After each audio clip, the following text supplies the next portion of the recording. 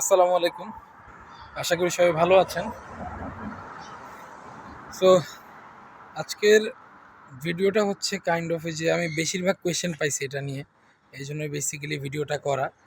আপনার সাইপ্রাস আসার পর অনেকের কোয়েশ্চেন থাকে যে ভাই সাইপ্রাস থেকে কি অন্য জায়গায় মুভ করার অপশন আছে। কোয়েশ্চেনটা যেমন মানে সিম্পল, ব্যাপারটা মোটামুটি সিম্পল, বাট কিছু জটিলতাও আছে।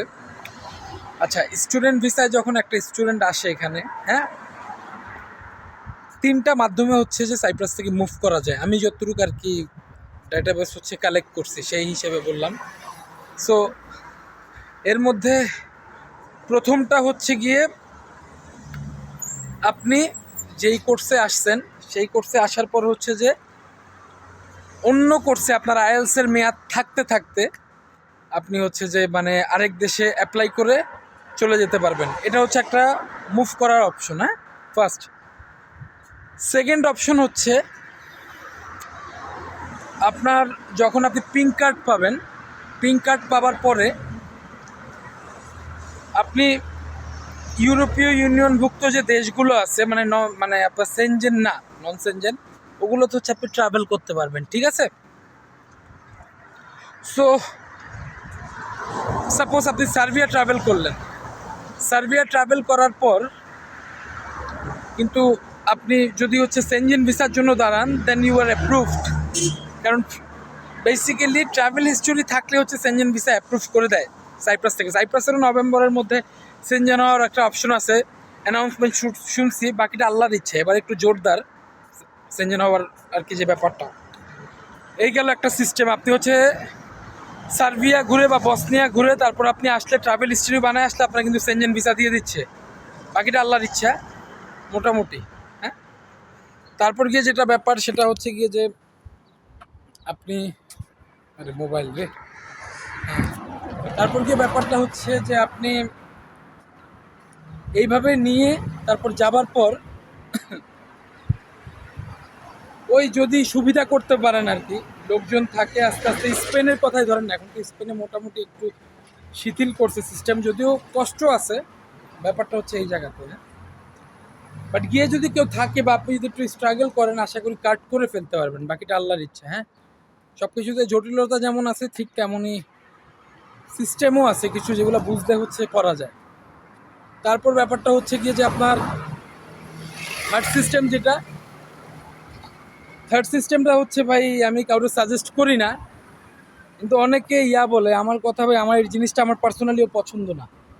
তারপরও যদি কারো তেল থাকে অনেক বেশি, যাইতে পারেন এমনি, কিন্তু আমি সাজেস্ট করি না। অনেকে জানতে চান, এটা হচ্ছে ওই যে অনেকে, আমি কালকে একটা কমেন্ট পাইছিলাম, একজন কমেন্ট করতে, ভাই গেম মেরে কি যাইতে পারবো নাকি? ভাই ভাই এটা হচ্ছে পুরোটা সাগর, আপনি গেম মেরে কেমনে যাবেন আমাকে বুঝান। গেম মেরে যাওয়ার অপশনটা আমারও শিখান, আমি একটু শিখি, আমিও চলে যাই, তাই না? ব্যাপারটা হচ্ছে এই জায়গাতে।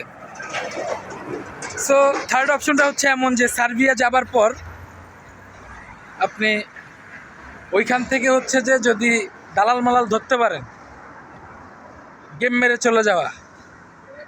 বাট থার্ড সাজেশনটা আমি কাউকেই সাজেস্ট করি না পার্সোনালি। ঠিক আছে, এটা লাইফের রিস্ক নিয়ে আপনার যদি জীবন না থাকে আপনি কীভাবে করবেন। কিন্তু অনেকের তেল অনেক বেশি, এই জন্যই এটা বলা। যদি তেল থাকে আপনার ইচ্ছা, ভাই কপালে লাগলে চলে যেতে পারেন। সো এই তিনটা অপশন।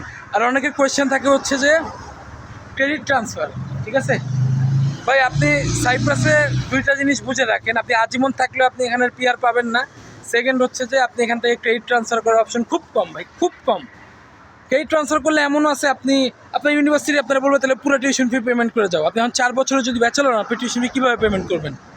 একটা জিনিস মিস হয়ে গেছে, সেটা হচ্ছে যদি আপনারা অনার্সের অ্যাপ্লিকেন্ট হন, অনার্স থেকে অনার্সে যাইতে চান, আইএলসের মেয়াদ থাকা অবস্থায় মুভ করার চেষ্টা করবেন। আর মাস্টার্সের হইলে বেসিক্যালি আসলে ওই রিকোয়ারমেন্টটা থাকে না, আইএলসের রিকোয়ারমেন্টটা থাকে না, কারণ আপনি মাস্টার্স কমপ্লিট করার পরে আপনি তো এখান থেকে ইংলিশেই পড়াশোনা করতে চান, সেক্ষেত্রে আইএলসটা লাগে না। আবার যদি ডাবল মাস্টার্স করতে চান। সো এই হচ্ছে ব্যাপার। যাদের এই জানার ইচ্ছা ছিল জানায় দিলাম, এখন ডিসিশন কী নেবেন এটা আপনাদের উপর। কিন্তু থার্ড যে অপশনটা, এটা আমি কাউকেই সাজেস্ট করি না ভাই। কিন্তু কারো যদি তেল থাকে বেশি, যাইতে পারেন, ইটস আপ টু ইউ। ওকে, আচ্ছা। ভালো থাকবেন। নেক্সটে কোন কোন হচ্ছে যে টপিক নিয়ে ভিডিও চান কমেন্ট করে জানাবেন, চেষ্টা করবো বানানো। আল্লাহ হাফেজ।